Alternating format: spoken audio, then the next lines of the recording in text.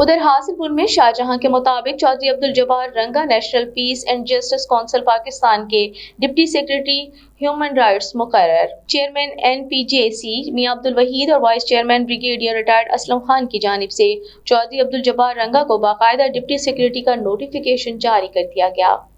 تفصیلات کے مطابق national piece and justice council Pakistan کی طرف سے معروف کاروباری شخصیت چودھری عبدالجبار رنگا کو deputy secretary human rights national piece and justice council Pakistan مقرر کیا گیا۔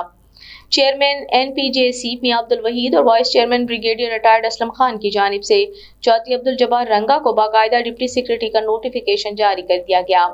اور انہیں بطور سیکرٹری ذمہ داریاں ادا کرنے کا ٹاسک دیا۔ چودھری عبدالجبار رنگا نے کہا کہ اللہ کا شکر ادا کرتا ہوں اور چیئرمین میاں عبدالوحید اور vice chairman brigadier retired Aslam Khan کا بھی شکریہ ادا کرتا ہوں جنہوں نے مجھ پر اعتماد کا اظہار کیا اور میں ان کی جانب سے دی گئی ذمہ داریوں کو ادا کرنے کی ہر ممکن کوشش کروں گا۔